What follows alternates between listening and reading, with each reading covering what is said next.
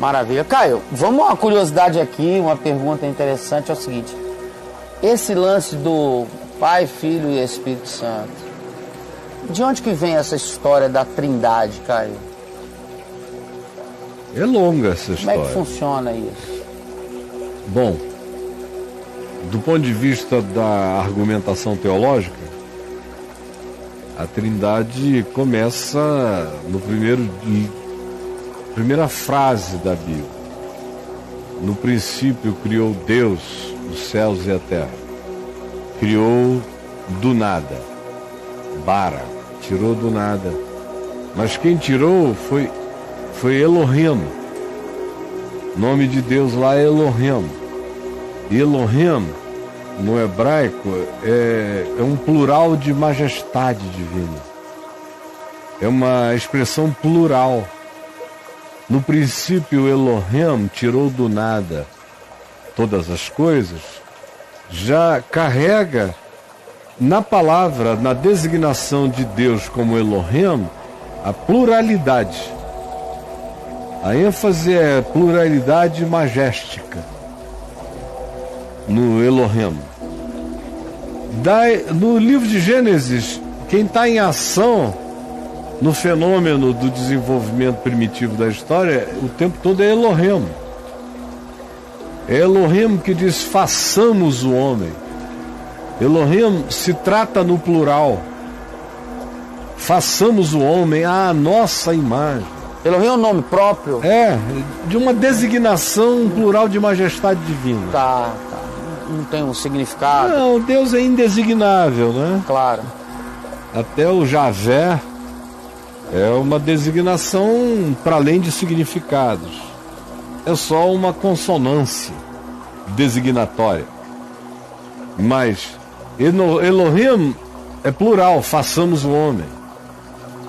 Sim, e desceu Elohim para ver a Torre de Babel e disse: agora eles se tornaram como qualquer um de nós.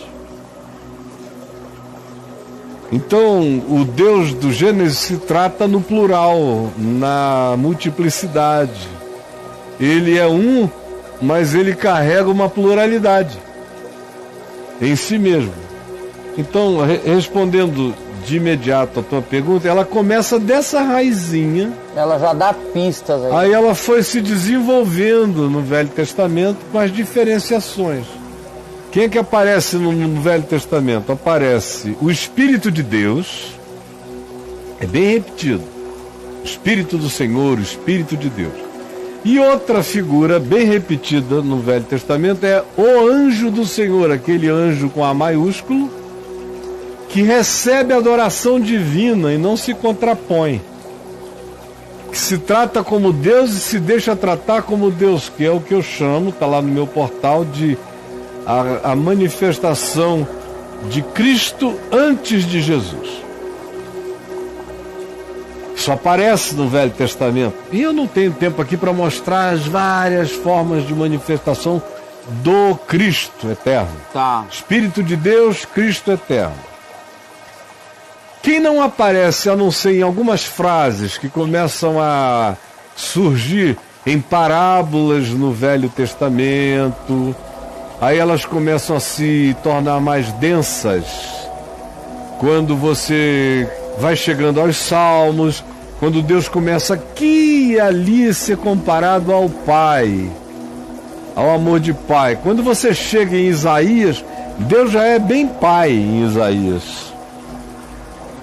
Em Isaías você encontra o Pai, o servo sofredor ou ungido do Senhor e o Espírito Santo, assim chamado pela designação de Espírito Santo em Isaías. Aí você encontra em Jeremias comparações de Deus com paternidade, maternidade, o Espírito de Deus. No resto dos profetas, você vai vendo de novo, o Espírito do Senhor está em ação o tempo todo, sendo afirmado. Esse veio o Espírito sobre ele, o Espírito Santo, o Espírito Santo, o Espírito Santo. E aqui e ali a manifestação do anjo maiúsculo do Senhor. Aí você vai encontrar a fórmula afirmada pela primeira vez nos textos escritos. Não estou falando na cronologia histórica, só nos textos bíblicos escritos. Você vai encontrar a afirmação explícita de Pai, Filho e Espírito Santo no Evangelho de Mateus. No finalzinho, capítulo 28. Quando Jesus manda ir por todo mundo pregando o Evangelho a toda criatura, ensinando a guardar todas as coisas que Ele nos ensinou, batizando-os em nome do Pai, do Filho e do Espírito Santo. E dali para frente, você encontra Paulo abundantemente. Jesus é quem introduz, sobretudo, o Pai, o Abba. Paiinho, Paizinho, Abba, o Deus íntimo, Pai íntimo.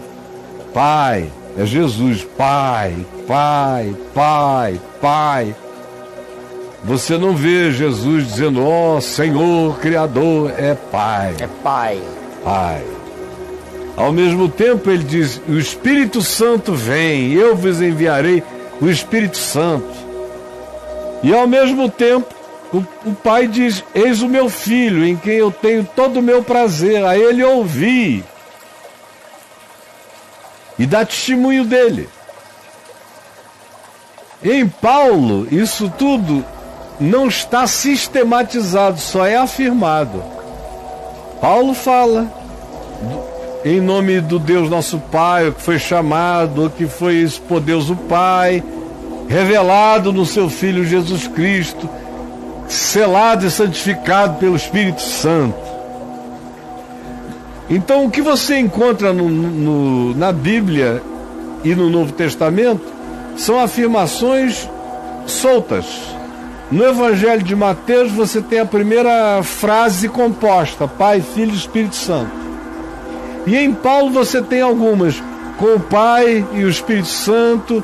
Tem aquelas que dizem, por exemplo, o Espírito é o Senhor.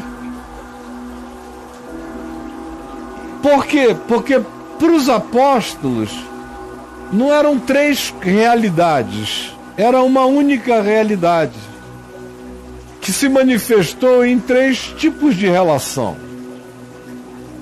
Para simplificar para nós hoje, numa hipersimplificação, para não viajar pelo escolasticismo filosófico do cristianismo e de como se chegou a essa teoria formulada do Pai, do Filho e do Espírito Santo, quase que como uma equação teológica, o que para mim já cai na pateticidade, já é um negócio que me dá um erro.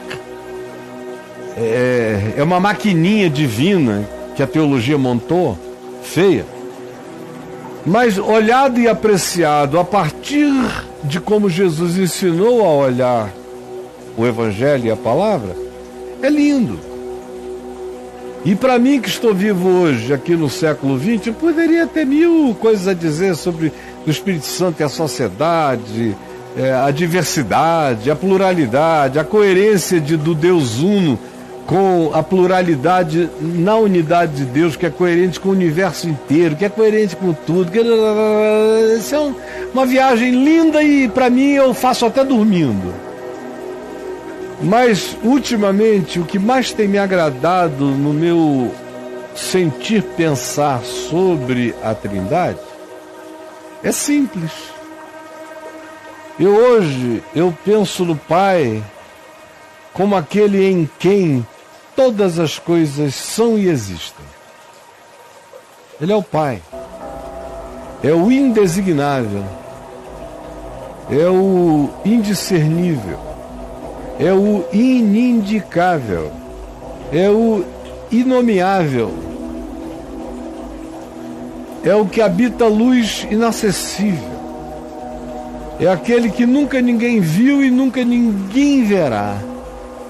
Porque ele não existe, ele é o Pai.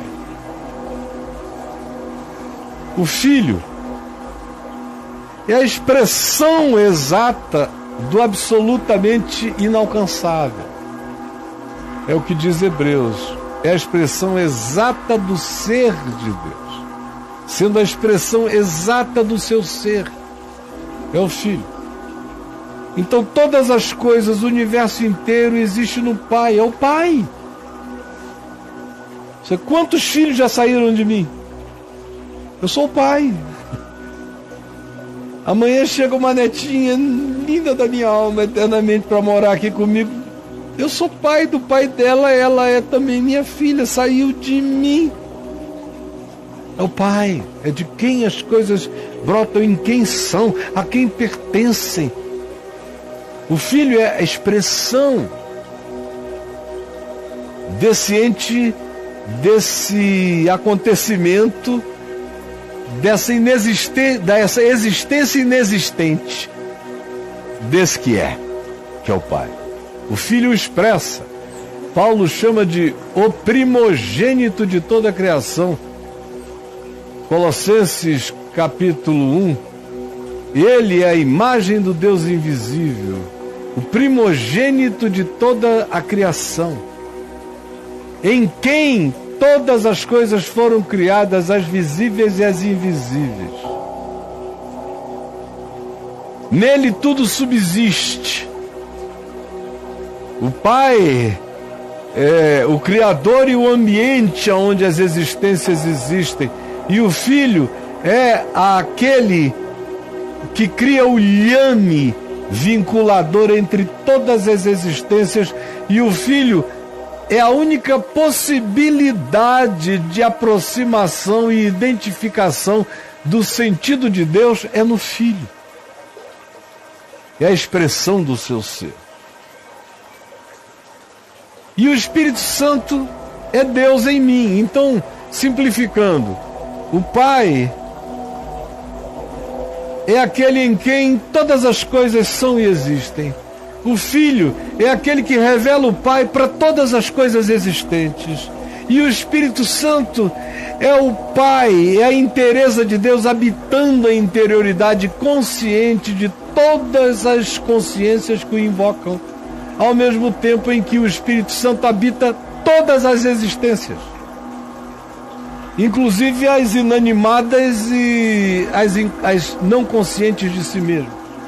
Como o Salmo 104 fala, quando diz que o Espírito Santo se derrama sobre a natureza e brotam pentecostes vegetais, as estações, as cores.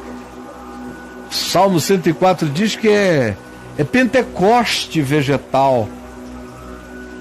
O instinto da vida, mesmo no ser inconsciente, é o Espírito Santo.